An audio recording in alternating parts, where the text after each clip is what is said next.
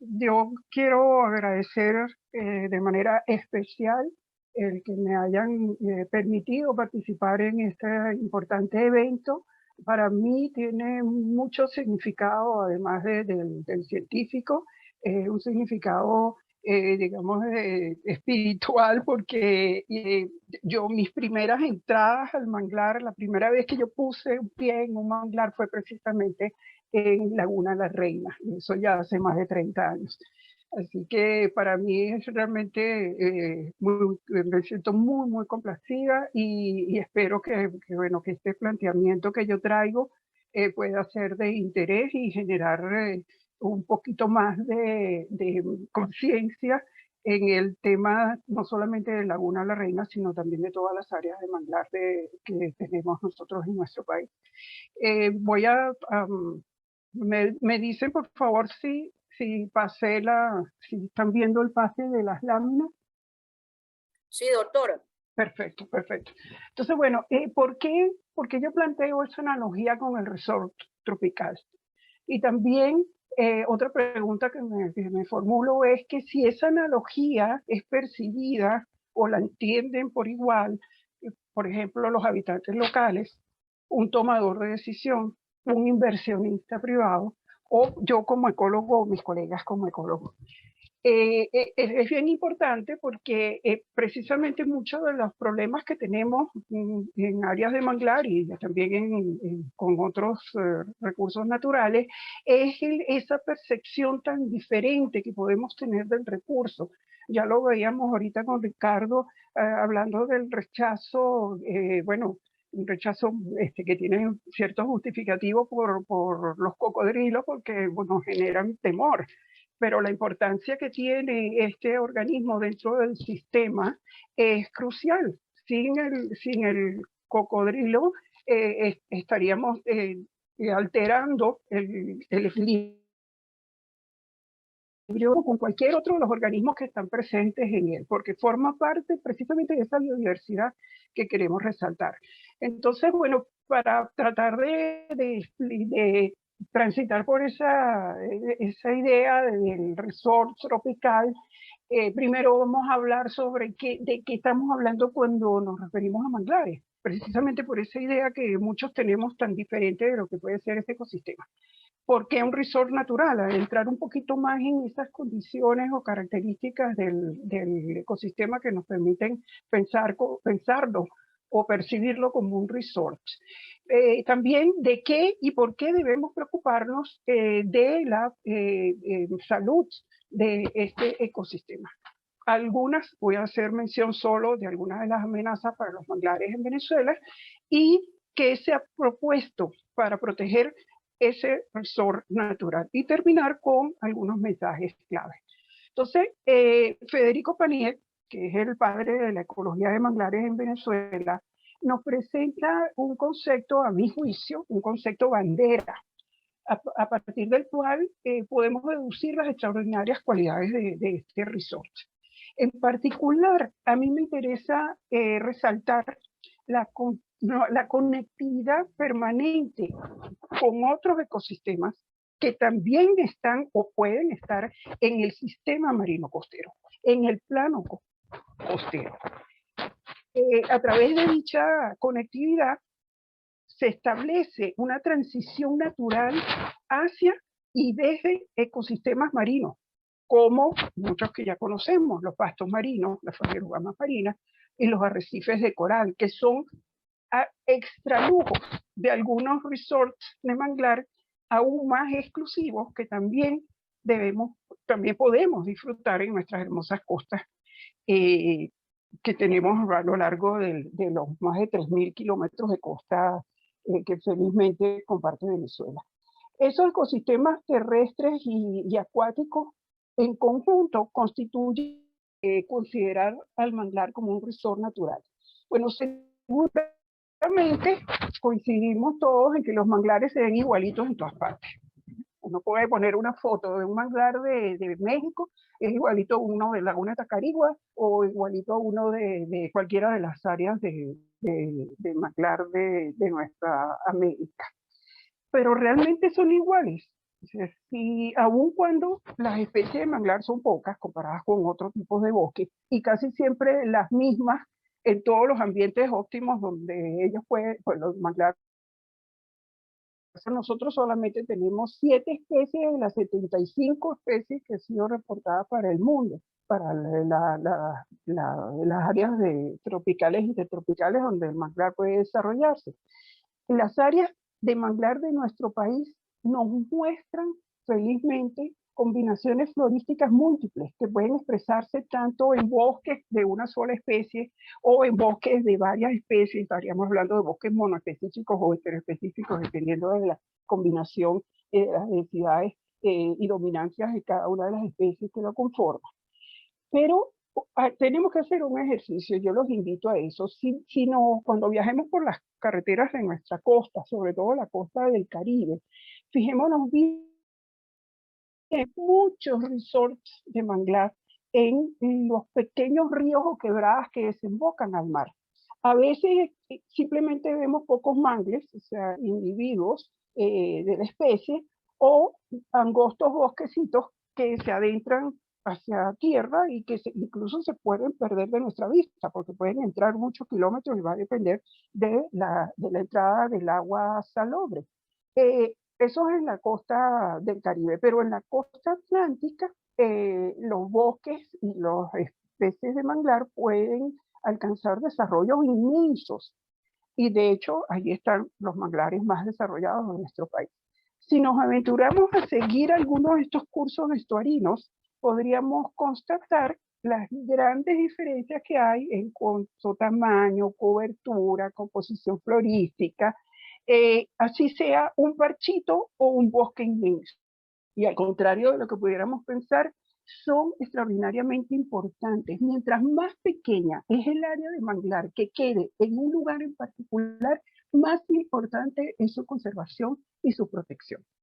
La importancia de estos pequeños parches o áreas de manglar es que son vestigios y a veces incluso son relictos de grandes extensiones que se perdieron debido al desarrollo anárquico que tiene lugar en nuestras costas y que sigue teniendo, a pesar de todos los esfuerzos que se hacen por proteger estos recursos. Y eso que estamos pagando precisamente por desconocer sus valores y sus beneficios, que hoy mis 3 colegas que me han precedido los han explicado con extraordinaria precisión y rigidez científica, pero que hoy lo hemos reducido a un nivel que nos hace extremadamente vulnerables ante los impactos de eventos naturales o también impactos de las actividades. Cada tipo de manglar o cada tipo fisiográfico puede tener un potencial de uso diferente. Y eso es bien importante, me hace referir a lo que dijo Abigail Castillo del MINEC, que ahora se piensa que para el 2030 se va a ampliar y se van a incorporar otras áreas protegidas dentro del municipio de León. Entonces vamos a tener una multiplicidad de usos con diferentes figuras que de alguna manera hay que conciliar esos usos para que sean compatibles. Necesita, por ejemplo, si es maderero, si los manglares son de gran porte, teniendo un estricto plan de manejo, por supuesto, o solo para estudio, contemplación y protección de la naturaleza. Si allí identificamos hábitats de especies amenazadas, como ya nos hicieron referencia, o en extinción, y también puede hacer uso turístico, pero de bajo impacto. Entonces aquí tenemos la estructura del manglar, nuestro resort, está tan bien construida, y bueno, no podíamos esperar menos de la naturaleza, que es capaz de soportar los embates de la energía del frente marino y de las inundaciones desde tierra, constituirse una barrera natural que ayuda a estabilizar la línea de costa, nos protege de los riesgos asociados a desastres por eventos naturales como huracanes, tsunamis, inducidos como deslaves o inundaciones que impacten las áreas costeras o por aumento del nivel del mar. Entonces, pero incluso más allá de lo que nosotros en su estructura aérea, tenemos un componente extraordinario que hoy nuestros colegas Nora, Enrique, Ricardo y mi otro colega que habló sobre los cangrejos, nos de esa visualización que tenemos del manglar. Aquí debajo del sumergido tenemos un potencial inmenso que también hay que preservar y verlo en conjunto. No podemos separar el manejo de cualquiera de las áreas componentes del ecosistema. El ecosistema tiene, por supuesto, muchas y diversas familias propias del manglar. Esa es una de las facultades maravillosas del manglar. Un espacio, una raíz, como vemos aquí en esta imagen, nos da albergue para algas, que son las que están aquí abajo en la parte distal, terminal de la raíz. Estas son todavía raíces aéreas de manglar.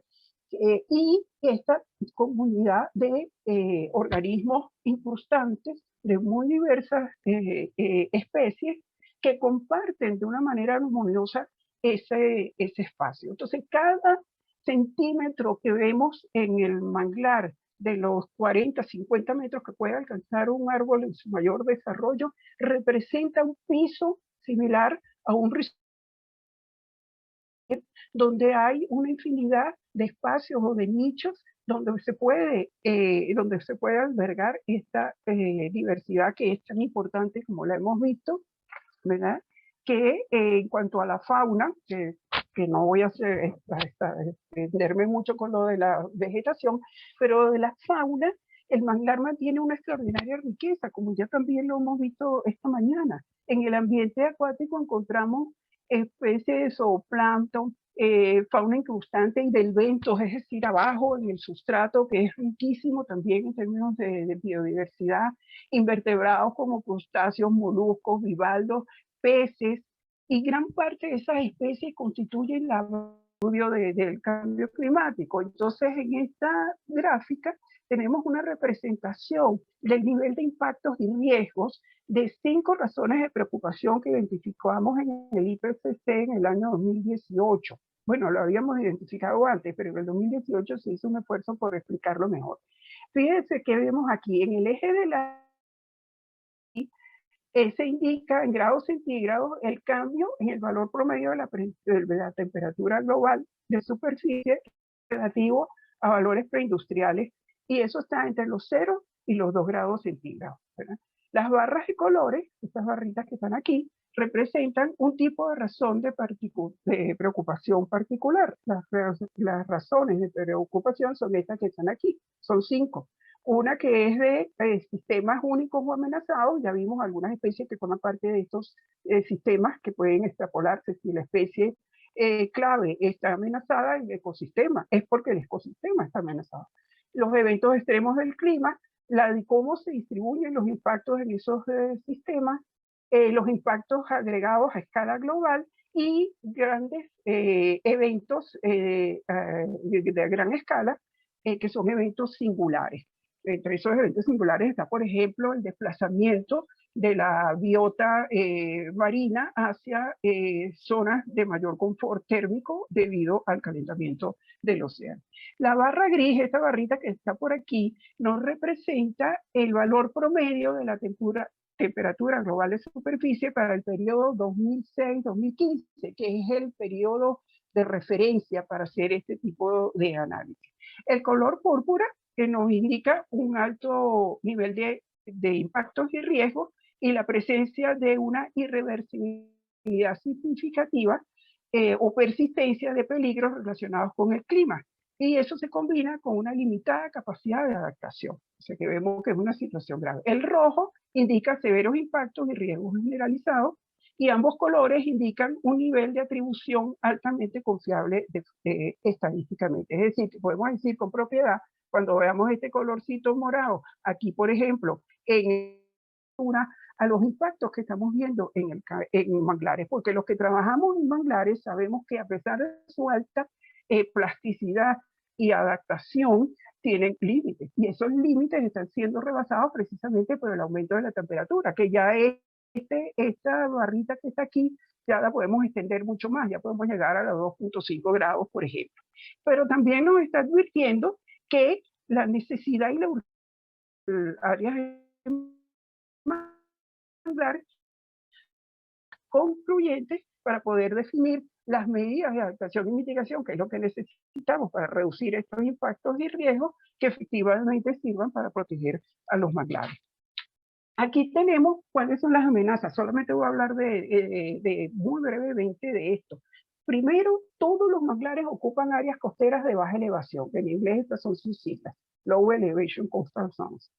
Y allí que las amenazas que son naturales son el aumento del nivel del mar, porque el aumento del nivel del mar también es un proceso de la variabilidad natural del océano, pero puede ser aumentado por la expansión térmica del mismo, la erosión, la acreción, que es la deposición o la sedimentación excesiva, y la inundación. Estas son amenazas naturales. Entonces, retomando lo anterior, necesitamos tener información de cada una de las áreas donde hay manglar, de estos aspectos y de muchos otros, para poder entender bien cuánto de esto es natural y el sistema va a estar preparado para poder el aumento del nivel del mar y crecimiento en ambientes de óptimo sedimentación, donde hay mareas altas y ambientes ribereños estuarinos. Esto se da más, por ejemplo, en la fachada atlántica, pero la fachada caribe está mucho más expuesta al aumento del nivel del mar porque se suman todas estas otras amenazas que están allí.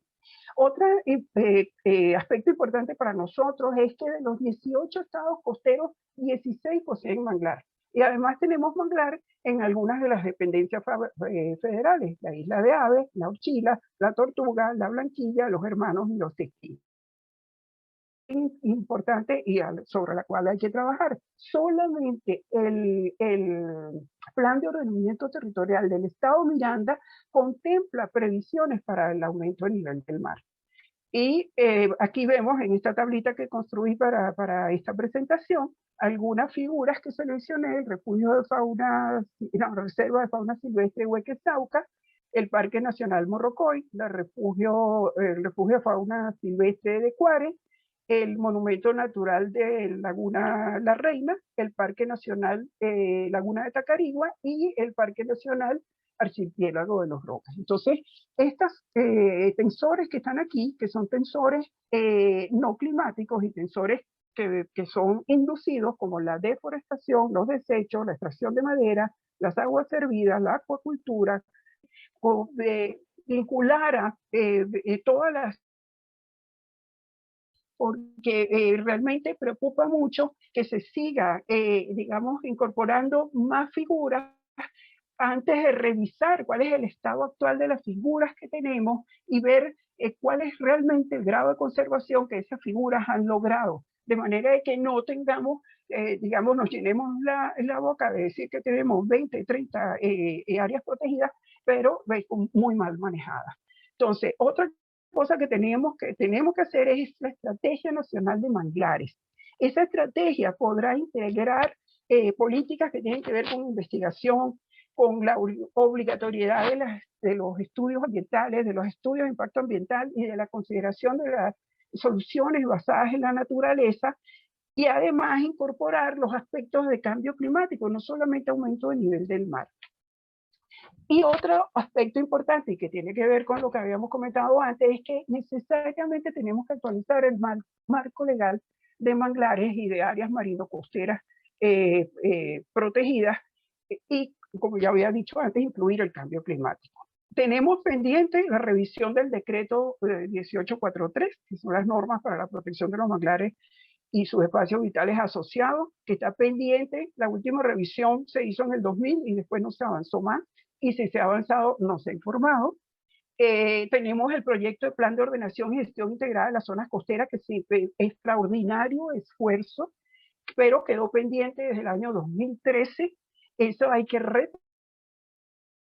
hacer un énfasis en incorporar el tema de cambio climático dentro de las zonas costeras y hacer los reglamentos para la ley de espacios acuáticos insulares y la ley de zonas costeras, que ambos están pendientes. Ahora, ¿qué se propone? Y con esto termino.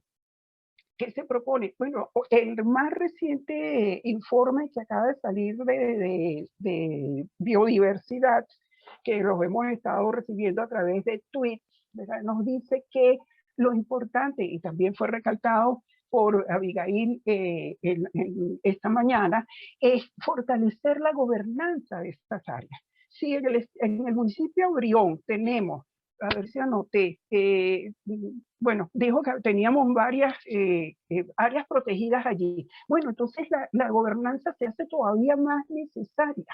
Esa gobernanza tiene que ser una gobernanza integradora, donde todos los actores involucrados, todos los actores interesados en todas estas amplísimas áreas protegidas deben tener voz y voto. Ese voto forma parte de las propuestas transformativas que hoy día son necesarias para que nosotros realmente podamos responder a los efectos de estos cambios globales que nos tienen a todos muy preocupados, ¿verdad? Tenemos que transformar esa rigidez en términos del manejo de nuestras áreas, no solamente las áreas protegidas, sino de la institucionalidad que acompaña a esta gobernanza. Y eso debe estar visto como esperamos todos con la propuesta de la Agenda 2030 y de los Objetivos de Desarrollo Sostenible, que sea una combinación de normativas estratégicas aplicadas especialmente en cada uno de estos apoyos que está aquí.